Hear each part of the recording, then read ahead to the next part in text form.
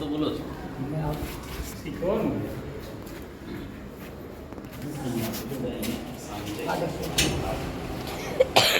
आप सभी you are comfortable with Gujarati और गुजराती अंदर से समझ लेते हो ना आप तो, वरना हिंदी में भी बोल सकता हूँ जैसे आपको ठीक लगे. हैं? आपको कैसा चाहिए, हिंदी में चाहिए गुजराती में चाहिए? हिंदी में चाहिए. चलो, गुजराती છે તો હિન્દી સમજે, લેकिन જે हिंदी भाषी છે એ ગુજરાતી ના સમજી શકે. तो हाँ, अब आप सभी जो महोदय यहाँ उपस्थित है आज समर्पण के प्रांगण में, तब भारतीय जनता पार्टी के प्रदेश बक्सीपंथ मोर्चा जो है उसमें हम कारोबारी सदस्य है. और यहाँ पे मोदी साहब के 9 साल सेवा सुशासन और गरीब कल्याण की जो बातें हैं वो बातें करने के लिए हमें गांधीनगर जिले में विस्तारक की जिम्मेदारी सौंपी गई है. हमारे साथ पिनाकिन ब्रह्मभट्ट जी है और ये अमित बारोट जी है, हमारे साथ रोहित भाई प्रजापति, बीएम प्रजापति जी है और अन्य कई हमारे भारतीय जनता पार्टी के कार्यकर्तागण यहाँ पे आपके साथ बातचीत करने के लिए हम आज उपस्थित हुए थे. तो आ जाइए. हम बात कर रहे हैं कि 9 साल सेवा सुशासन और गरीब कल्याण. तो आप सेवा की बात देख लीजिए, तो आज देश भर में जो मेडिकल सेवाएं जो उपस्थित हुई है, आज विश्व से लोग बाहर के देश से इंडिया में लोग मेडिकल सुविधा लेने आते हैं, क्योंकि इंडिया का मेडिकल जो क्षेत्र है वो बहुत विकसित हुआ है और यहाँ की मेडिकल जो सुविधाएं है वो आपको अन्य देशों से सस्ती गिर रही है. यहाँ पे बहुत सारे लोग ऐसे हैं जो आउट ऑफ गुजरात से है, इसलिए मैं हिंदी में बोल रहा हूँ. तो मैं आपको बता दूं कि वन नेशन वन राशन का जो सबसे ज़्यादा फायदा हुआ है तो आप लोगों को है. तो इसके बारे में आप एक बार जोरदार ताली बजा दीजिए, क्योंकि वो आपको कंसर्न है. इससे पहले मैं खुद L&T में मैनेजर था और इंजीनियर हूँ. मैं बेसिकली मैकेनिकल इंजीनियर हूँ. मैं मतलब भारत के हर एक स्टेट में काम किया हुआ है, तो मुझे पता है कि कोई आदमी अदर स्टेट से आता है तो उसको क्या चैलेंजेस और क्या तकलीफ पड़ती है, वो मैंने फेस किया हुआ है. लेकिन आज जो भारत में जो व्यवस्था है कि कोई भी अदर स्टेट का हो तो भी उसको यहाँ पे रहने की या मतलब मान लो कि उसको गैस सिलेंडर का कनेक्शन से लेके कुछ भी कोई दिक्कत है कि आपको इधर गुजरात में, ऐसा पूरा भारत में जो शांति का माहौल बना है, जो इंडस्ट्रीज यहाँ पे जो ग्रोथ हुआ है, जो हमारे जो उद्योग है उसका जो डेवलपमेंट हुआ है,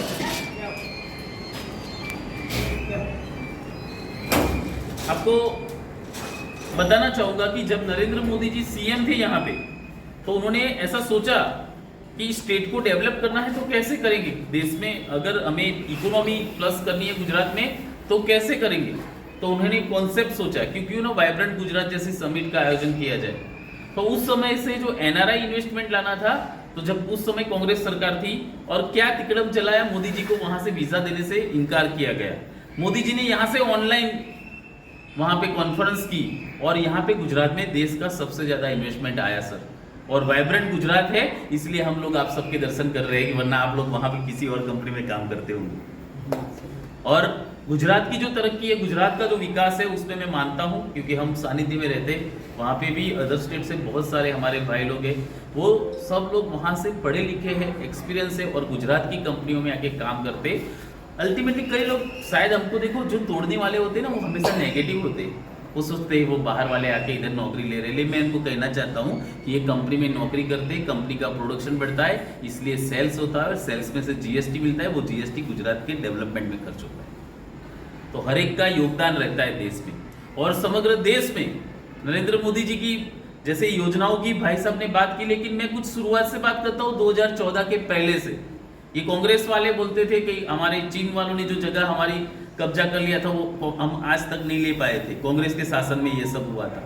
पाकिस्तान हमको बार बार, कभी अहमदाबाद जाओ तो बोले वो लतीफ का एरिया दे, आप पोरबंदर जाओ तो वहाँ का कोई डॉन अलग रहता है. ऐसे हर एक एरिया के मतलब डॉन और ये सब रहता था. आपको यूपी बिहार की भी तो स्थिति पता होगी. अभी बाबा योगी जी आ गए हैं, अब जाओ यूपी में किसी की ताकत है तो है कि नहीं है. ये है भारतीय जनता पार्टी की सोच. अभी बिहार में भी वही हाल है. अभी लालू हाँ वो लालू तो अभी खत्म हो गया. अभी देखो, अभी ये शुरुआत हुई. जैसे हमको कभी के लगा कि इतने बंदे इकट्ठे हुए, लेकिन जब भारतीय जनता पार्टी की शुरुआत हुई थी सब 1.5 सीट थी. एक पूरी सीट इधर महसाणा में AK पटेल साहब लाए थे और एक आधी सीट आई थी क्योंकि दूसरी पार्टी से गठबंधन किया था. 1.5 सीट थी।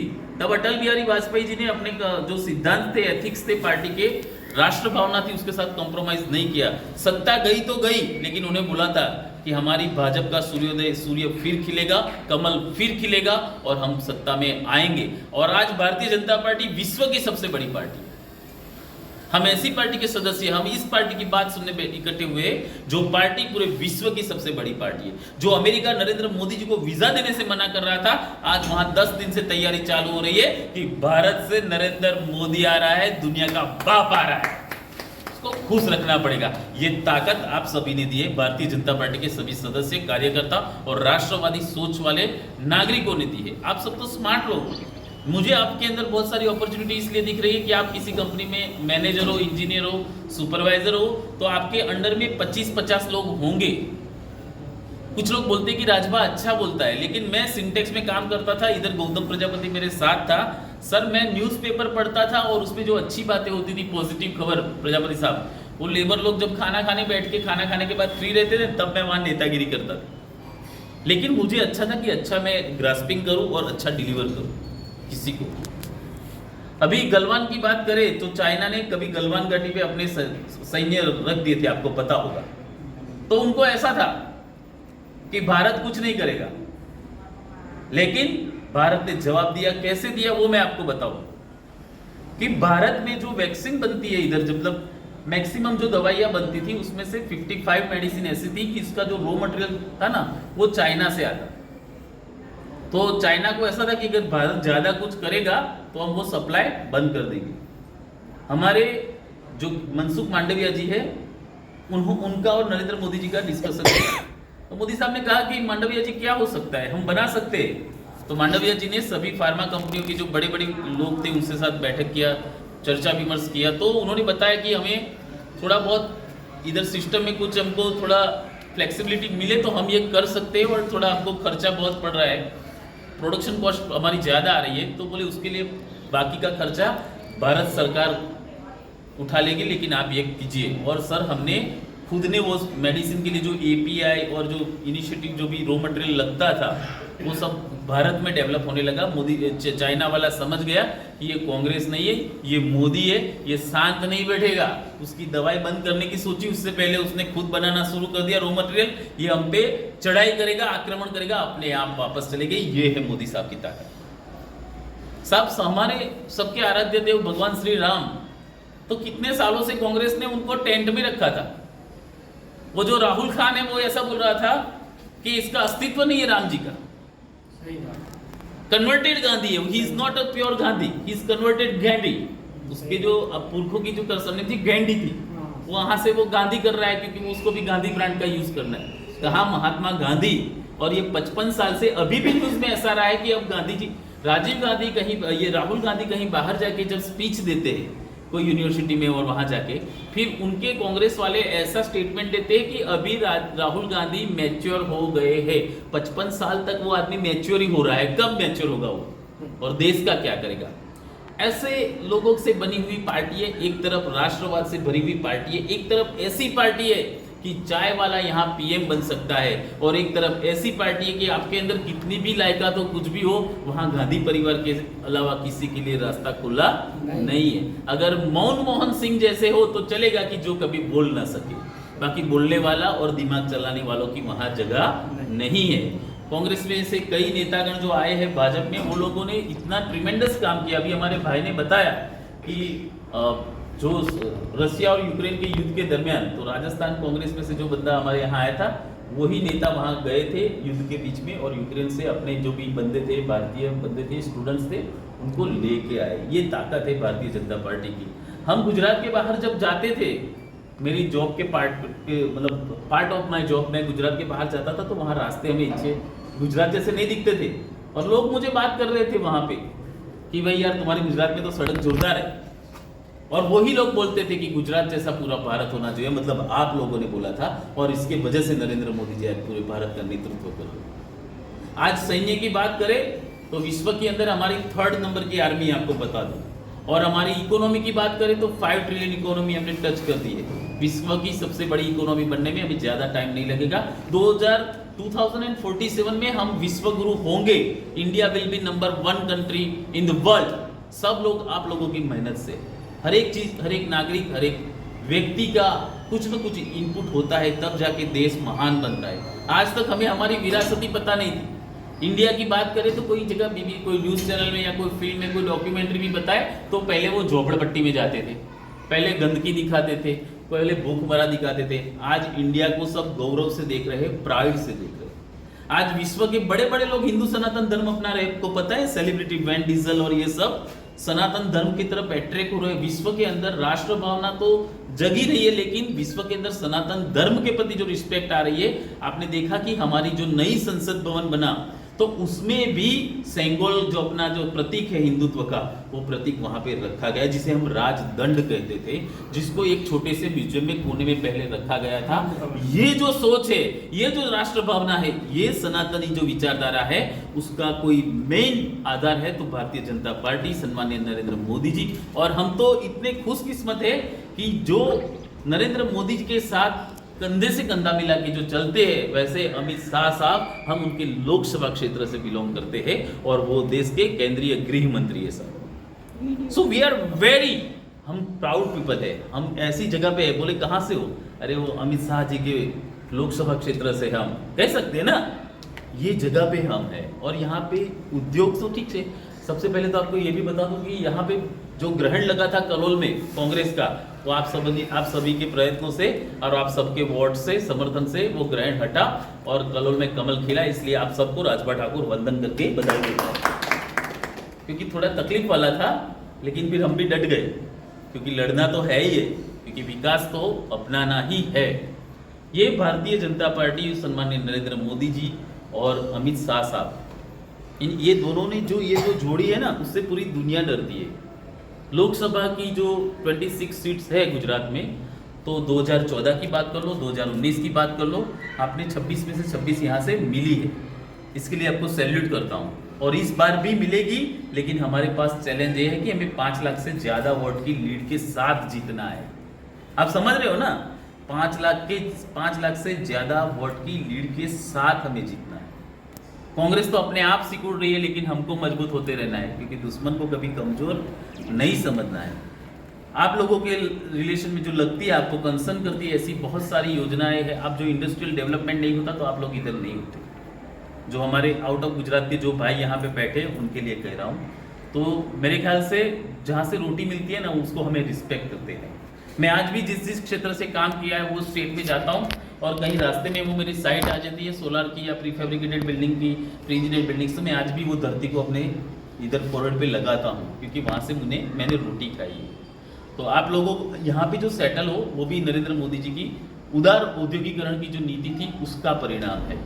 कोरोना के अंदर बहुत सारे देश में ऐसा हो रहा था कि भाई भारत कभी रसी नहीं मिली। बिल गेट्स ने भारत की तारीफ की थी, पता है आपको? बिल गेट्स वो कभी किसी को ऐसे कॉम्प्लीमेंट्स नहीं देता, लेकिन उन्होंने कॉम्प्लीमेंट्स दिया था कि किसी को लगता नहीं थी कि भारत इतनी बड़ी आबादी वाला देश है और इसमें इतना कोरोना का कोविड मैनेजमेंट होगा, लेकिन सर हमने कर दिखाया। अभी फिलहाल बात करें बिपोर जो स्टॉर्म था 1998 में, जो ताउते स्टॉर्म आया था ना, आपको पता है कितनी नुकसानी हुई, कितने लोग मरे थे सर। जो डेड बॉडीज थी ना, उनको डीजल से जलाया जाना पड़ता था, इतनी तकलीफ थी उस समय। और इस बार हम सैल्यूट करते हैं केंद्रीय नेतृत्व, जो भी मंत्रिमंडल आए थे, नरेंद्र मोदी जी, अमित शाह साहब ने जो भी मार्गदर्शन दिया था, गुजरात के मंत्रीगण, गुजरात के एनडीआरएफ, एसडीआरएफ, पुलिस तंत्र, मेडिकल एंड अदर गवर्नमेंट जो डिपार्टमेंट थे, इन्होंने जो मैनेजमेंट किया है साहब, not even a single death, एक आदमी भी स्टॉर्म की वजह से मृत्यु नहीं हुआ है किसी एक बंदे का। तो सोचो इतनी बड़ी आपत्ति थी, और फिर भी हमारा गुजरात और भारत सरकार का क्या मैनेजमेंट था कि एक बंदा वो बिपोर जो इसे मरा नहीं है ना गर्व की बात। ये ऐसा माइलस्टोन एस्टैब्लिश किया है ना कि अगर विश्व में जब डिजास्टर मैनेजमेंट की बात होगी ना सर, तो उसके कॉलेज के बुक्स के सिलेबस में गुजरात का डिजास्टर मैनेजमेंट उनको पढ़ाया जाएगा एज एन एग्जाम्पल। ऐसी सरकार के साथ हम हैं, ऐसी पार्टी की सोच के साथ हम हैं। हमारे गृह मंत्री श्री हर्ष संघवी साहब, आप सोचो द्वारका में वहां टेंट और ये सब आयोजन करके, मतलब वहां पे ही अड़े रहे जहां तक ये खतरा टले नहीं जब तक वो वहां थे। ये सब बहुत सारी बातें हैं। आप लोगों को राम मंदिर का जो काम हुआ वो पसंद आया कि नहीं आया? सही बात। हाँ, इतने सालों से इतना बड़ा देश है, 142 करोड़ की आबादी, विश्व का सबसे ज्यादा पॉपुलेशन वाला देश, और उस देश के सबसे बड़े आराध्य देव भगवान श्री राम, उनको तंबू में रखते थे कांग्रेस वाले। उसके लिए आज जो मंदिर बन रहा है, आप लोग खुश हो कि नहीं हो? जोर से जय श्री राम बोलेंगे, भले आजू बाजू वाले घर को बता दे जय श्री राम, जय श्री राम। ये होना चाहिए साहब। और हम बोलते हैं हमारे घर में भी जब दिया सेवा पूजा करते हैं ना भगवान का, तो जब तक हम भगवान को सही जगह पे नहीं रखे, भगवान भी हमें अपने घर में सही नहीं रखे। मेरे पिताजी क्या कहते थे कि तू मंदिर और भगवान का रूम स्वच्छ नहीं रखेगा, उनको रेगुलर दिया बत्ती नहीं करेगा, तो तेरा घर भी फिर वैसा ही कूड़े कबाड़ा जैसा रहेगा। तो भगवान का मंदिर और भगवान का रूम स्वच्छ होना चाहिए। जब तक हमने राम जी को तंबू में ये कांग्रेस वालों ने रखा, तो साला ऐसा हो गया था कि हमारा भारत का भी जो डेवलपमेंट होना था वो नहीं, ये नया भारत बन रहा है। 2014 के पहले का भारत और 2014 के बाद का भारत, इसे हम नया भारत कहते हैं। आप समझो कि रामलल्ला के लिए मस्त अयोध्या में जोरदार मंदिर बन रहा है, तो साहब हमारी पार्लियामेंट केसरी बन गई, हमारा भारत देश कैसा बन रहा है, और विश्व में अभी भारत के नाम का डंका बज रहा है कि नहीं बज रहा है? क्योंकि भगवान जी को भी हमने उसके महल में वापस लाया है। अब वो जागरूक हुआ है तो देश भी जागरूक होगा। ये सब उपलब्धियां है। हम सैन्य की बात करें, चाहे मेडिकल की बात करें, इंफ्रास्ट्रक्चर की बात करें, हमने 2014 के पहले देखा हुआ है कि गांव में खाना खाने के टाइम पे कभी बिजली रहती ही नहीं थी। अभी जो ये कांग्रेस वाले बोल रहे हैं कि गैस के सिलेंडर के भाव बढ़ गए, उनको ये हमारे पास ऐसे फोटोग्राफ्स है कि गैस के खाली सिलेंडर लेके लाइन में खड़ा रहना पड़ता था, ब्लैक में गैस का कनेक्शन लेना पड़ता था। ये सब कांग्रेस की देन थी। 2014 के पहले आप मेडिकल गवर्नमेंट सिविल अस्पताल में जाओगे तो वहां कुत्ते घूम रहे थे, ये सब हमने देखा हुआ है। और आज आप सरकारी अस्पताल में जाओ साहब, अब प्राइवेट हॉस्पिटल से भी बेहतर सुविधा कुछ सरकारी अस्पताल में है कि नहीं है? ये परिवर्तन है कि नहीं है? आप रोड पे जाओ, रोड रास्ता आप देखिए, आप कैसा रोड है, फॉरेन जैसा रोड है कि नहीं है? ये सब डेवलपमेंट नरेंद्र मोदी जी ने किया। आज 24 आवर्स बिजली है, डोमेस्टिक गिन लो या इंडस्ट्रियल, हमको पूर्ता ये पावर सप्लाई मिल रहा है सफिशिएंट। दैट्स व्हाई हमारा प्रोडक्शन बढ़ा है। कोई कहता है कि भाई ये रिसेशन है, ये वो है, ऐसे ही 5 ट्रिलियन की इकोनॉमी नहीं हुई है, इंडस्ट्रियल डेवलपमेंट हुआ है, उसकी वजह से ये सब हो रहा है। भारत विश्व का नंबर 1 देश बनने जा रहा है। 2047 में हम विश्व गुरु होंगे। ये हम सब ऐसे दौर से गुजर रहे हैं कि नरेंद्र मोदी और अमित शाह जैसे व्यक्ति न भूतो न भविष्य भी कभी मिलेंगे नहीं। हम सब किस्मत वाले हैं कि इनके दौर में हम ये खेस पहन के आप सबके बीच में आते। हम जो बातचीत कर रहे हैं उसका मतलब ये नहीं सिर्फ हम लेक्चर देंगे और आप सुनोगे। मेरे भाई, ये वीडियो चालू है और आपको भारत सरकार, भाजपा सरकार के कोई कंप्लेन है तो भी आप बता सकते हो। हम आपके बीच में इसलिए आए हैं एज अ विस्तारक कि अगर आपके दिमाग में कुछ कॉम्प्लेक्स है तो आप फ्रेंडली बता सकते हो। तो अगर आपके अंदर कोई मिसअंडरस्टैंडिंग है तो उसका हम सॉल्यूशन देने के लिए आपके बीच में आए। ये हम सभा करने नहीं आए, हम बाय बाय के हिसाब से वार्तालाप करने आए। ऐसी कोई गलत बात है तो भी बताओ, तो हम आपके अंदर जो कुछ मिसअंडरस्टैंडिंग है तो वो दूर करेंगे। अच्छा सुझाव होगा तो आगे भी भेजने की कोशिश करेंगे। आप सब भारतीय जनता पार्टी, नरेंद्र मोदी जी और अमित शाह साहब की जो कार्य प्रणाली है, भारत के अंदर जो सुशासन है, जो गरीब लोगों थे उनके लिए मकान दिए जा रहे हैं। भारत का कोई गरीब, अब ये बोल रहे थे कुछ कांग्रेस वाले कि हमको 15 लाख बोला था, 15 लाख नहीं। इनको पैसे के सिवा कुछ सूझता ही नहीं है, क्योंकि पहले वोट भी पैसे से लेते थे, सत्ता में आने के बाद भी सिर्फ पैसा ही करते थे। ये आयुष्मान कार्ड में जो आपको 10 लाख तक की सुविधा मिल रही है, गलत है। तो 10 लाख तो आपके पास आ गए ना। आप रास्ते में गाड़ी लेके जाते हो, कहीं एक्सीडेंट हो गया, सब पहले एक समय ऐसा था कि किसी को एक्सीडेंट हो गया और कोई गिर के पड़ा है, खून बह रहा है, लेकिन कोई उसको लेके अस्पताल तक नहीं ले जा रहा था क्योंकि डरता था कि कौन पुलिस के झमेले में पड़े। आज 108 बना दिए साहब। आप कहीं पे भी पड़े हो, आपको ऐसा परिवार जैसे कि चलो किसी ने भी देख लिया, 108 को फोन कर दिया, आप सही जगह पे अस्पताल पे सही समय पे पहुंच जाते हो। ये व्यवस्था नरेंद्र मोदी जी ने की है। 24 आवर्स आपको पानी के लिए मैंने देखा है, बहनें 5-5 किलोमीटर से पैदल जाती थी साहब। आज भारत में हर नल से जल की सुविधा की है नरेंद्र मोदी जी ने। सभी बहन औरतों को पानी की सुविधा मिलने लगी है। ये सब परिवर्तन 2014 से पहले नहीं था। मात्र और मात्र नरेंद्र मोदी जी और भारतीय जनता पार्टी की सरकार ये सब चीजें लाई है। आपको कुछ कहना है तो आप कह सकते हो। किसी को कुछ कहना है दोस्त? कहना है? आप सबके इधर के वोटर कार्ड हो गए? नहीं, मेरे नहीं हुए। हाँ तो करवा दो भी आपके प्रमुख श्री मोदी साहब। देखो एक मोदी भारत के पास है, एक आपके समर्पण में है। तो यार आपको तो इतने बड़े नेता है आपके पास, तो हमारी तो कोई आवश्यकता आपको है ही नहीं मेरे भाई। आप और आपका परिवार यहाँ पे जॉब करते हो, बिजनेस करते हो, आपके बच्चों को पढ़ाई में कोई तकलीफ है? अच्छा एजुकेशन हो रहा है, स्कूलिंग हो रहा है यहाँ पे? आपको और कोई गवर्नमेंट डॉक्यूमेंटेशन में ऐसा कोई किसी इधर कोई तकलीफ है, कोई कॉम्प्लेक्स है तो बता सकते हो। आपको नौकरी धंधा रोजगार में इधर कंफर्टेबल है ना पूरा, ऐसा अपने स्टेट में वैसा लग रहा है ना? Thanks you. तो आपने गुजरात को इतना सम्मान दिया, इसके लिए थैंक यू। और गुजरात की इकोनॉमी बढ़ा रहे हो, इसके लिए भी मैं आपका तहे दिल से शुक्रिया अदा करता हूँ। आप सब यहाँ पे इकट्ठे हुए और हमारी बातें सुनी, और मैं चाहता हूँ कि हमने आपसे जो भी बातचीत किया है, जो भी हमने योजनाओं की बात की हमारे भ्रातागण ने, वो सब आप भी किसी 5-10 व्यक्तियों के साथ अगर बैठे हो तो नरेंद्र मोदी जी की एक बात कहना, ये एक देश सेवा है साहब।